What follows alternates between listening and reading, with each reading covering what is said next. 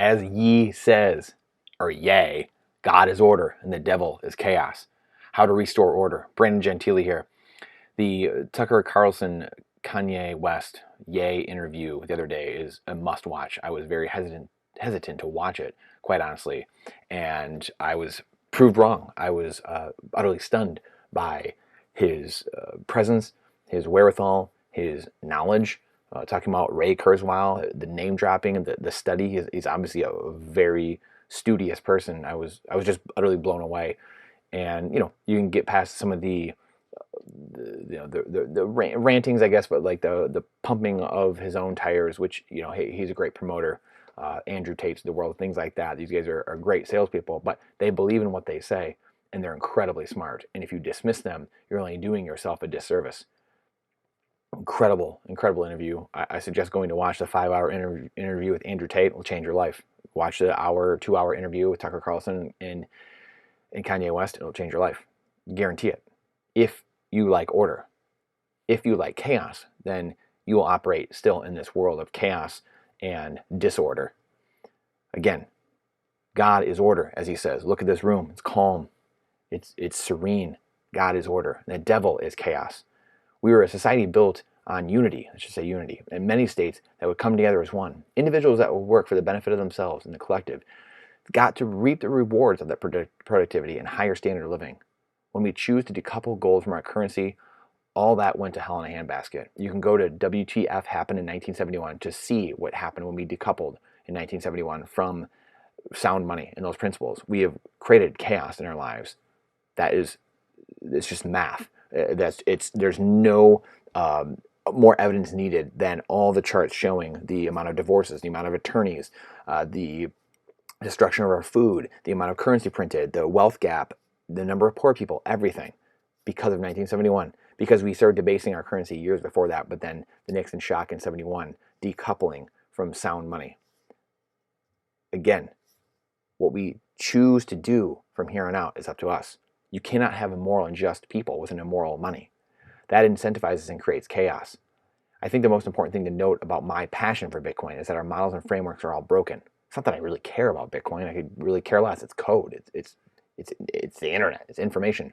This is why George Washington warned us of the two-party system. When you have two gladiators fighting in the Colosseum, it distracts all the people from what's really going on behind the scenes. The red versus blue, the political fighting back and forth, race wars, they do nothing to further advance society, but instead actively destroy it. God is order and sound properties.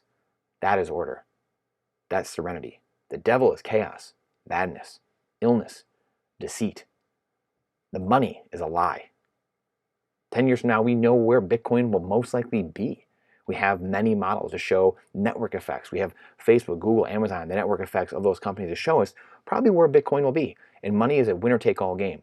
It's coming after central banks. That's what Bitcoin was designed for, and it will do, because it's already been doing it for 13, 14 years. Do you think if they could have got rid of it already, they would? The most powerful people on earth, and they haven't figured out a way to get it. Even in its infancy, they couldn't figure out quite how to get it. Do you think that's going to change all of a sudden? We know for sure, though, where currencies and entitlements will be. We've seen, again, we have history to show us with the last 100 years where currencies have gone, through the floor. Again, we know as well where entitlements will be, all going bankrupt. Medicare will go bankrupt by 2028. Social Security will be bankrupt by 2035. So why keep doing the same thing over and over again, expecting a different result? We know inflation will be huge because we have to keep printing currency. The little man's in here ready to help out. We know inflation will be huge because we have to keep printing currency to get themselves out of their debts. Plus, the unproductive class wants to fight off deflation from technology and AI. They will print the currency into oblivion and render anyone saving their country's currency completely broken. In essence, countries will use all their citizens as the release valve, as the escape valve. What is money? Money is just an economic container for your time and energy. When we use fiat currencies that are backed by nothing, it's like puncturing a hole in your container, and your time and energy is sucked out of that container. As you can see, my beautiful artwork below. Your work in the picture is full of your time and energy, money. It's being poured into a container. When you have sound money, Bitcoin, it stays in that container. It continually fills up and increases in value over time, obviously gaining more and more inside that bucket. When you have a hole in your bucket, though, in the world we live in now, with broken monies, fiat currencies, dollar, yen, peso, pound, Bolivar, yuan, lira, mark, rupee, ruble, they're all fiat currencies. They're all backed by nothing. Then you will continually be on the hamster wheel working as you're just trying to get by, as your time and energy is slowly sucked out through inflation out of your currency. Value is just continually depleting every single night, and you're on that hamster wheel every single day, wondering why you can't get ahead. That is why the average person finds themselves falling further behind, having to work more and more and go find more jobs, and more people in their household have to work, and picking up extra jobs and more hours, working overtime just to stay afloat. This is why the average person only has very little in their 401k, as you can see here. And again, this is why the median net worth of an American is only around 150 to 200 grand, all the way throughout the different age group brackets. That's incredible. How are you going to live off that? We're not.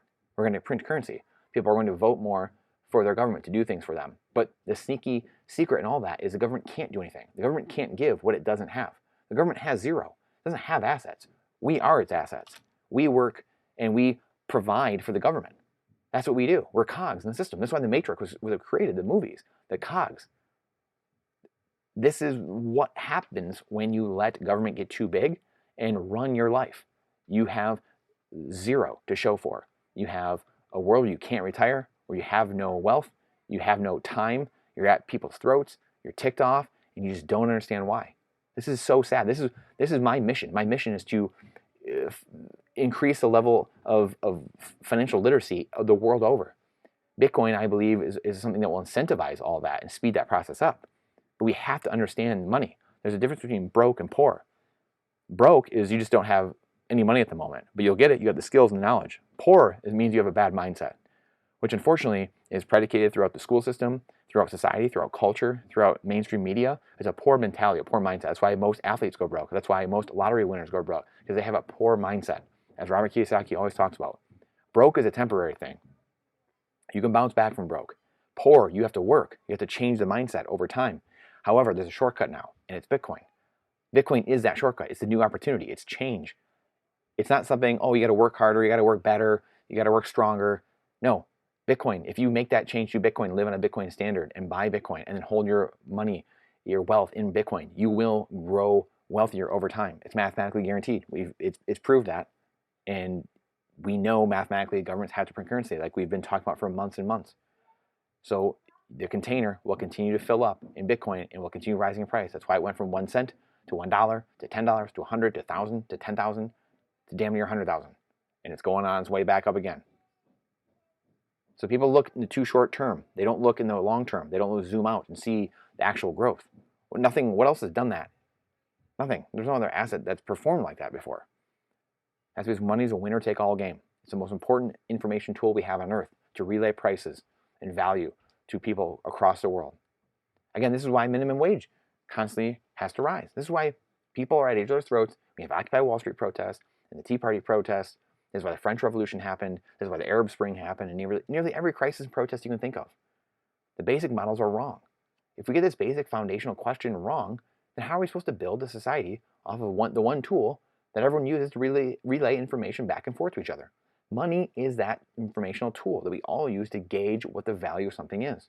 If the interest rates, which is the cost of money, and the money itself are detached from reality and constantly being manipulated by 12 old white dudes at a federal open market committee meeting at the Federal Reserve, are being manipulated constantly, how do we believe we can have a moral and sound society when things are constantly being manipulated, and there's debt to pay on every single dollar in existence because we're in a debt-based system now because we're not backed by anything of value, just fiat currencies? How? Do you think that we're going to have more people living in this society that are going to be crazy or less crazy in the long run? In this system, do you think that will lead to more people having mental issues or less people having mental issues? Do you think more people will have drug problems or less drug problems? Do you think that people have more divorces or less divorces? Do you think that people in society will have more children or less children?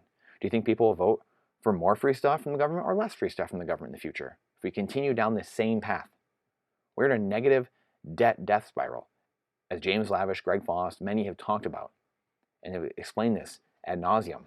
And we continually make short-term or high-time preference decisions designed to try to give ourselves, the addict, a short-term fix, which ultimately kills itself in the process, in the long run. We cannot fix our reality from the current system, as Jeff Booth says.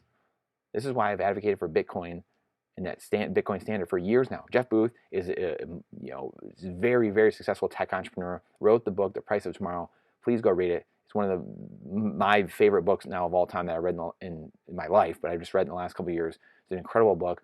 I think there's one paragraph about Bitcoin in the entire thing, but it's about the future and fixing our monetary system. It's absolutely remarkable. And it just blows your context wide open as to what world we're going to live in and what choices we have. Again, this is why I've advocated for Bitcoin for years now. It's not because I love Bitcoin itself. Again, like I said, it's just code. Bitcoin is nothing at the end of the day. It's a mind virus. It's a digital virus. It's code. It's just information. I used to be a proponent of gold and silver because it was the asset with the best properties and the most finite thing the humans had discovered for 5,000 plus years. That all changed in 2009 with the discovery of Bitcoin. I didn't realize it until around 2019 or 2020. I was introduced to Bitcoin around 2014, 2015, but I didn't study it like I should have. It took me 5 more years. And as they say, you get Bitcoin at the price you deserve. I was studying sound money, but I was studying in the wrong area, unfortunately. And there's something now that's far superior to gold and silver, a true money, the truest money, the only money we discovered like it ever in human history. Because of the properties that Bitcoin contains, it starts to couple our money back with reality. It uses the laws of nature, thermodynamics, math to create calmness and peace in our society. That economic container that you had a hole in now gets patched up with a Bitcoin, a big B, a Bitcoin patch on the side of it. And you can store it in a place that cannot be taken from you and rises in value over time instead of leaking out the bottom. You can finally get off that hamster wheel over time and not worry how you're going to live the rest of your life and if you're going to have enough money to live on when you retire. Again, threw a little meme in here. The Meme Factory's got some incredible memes talking about Cynthia Loomis and why there are people, Warren Davis and people with laser eyes in their profile, Ted Cruz advocating for this, seeing, wow, this reigns in government. This actually does the job that we can't do from this current system. Bitcoin breeds calmness and serenity.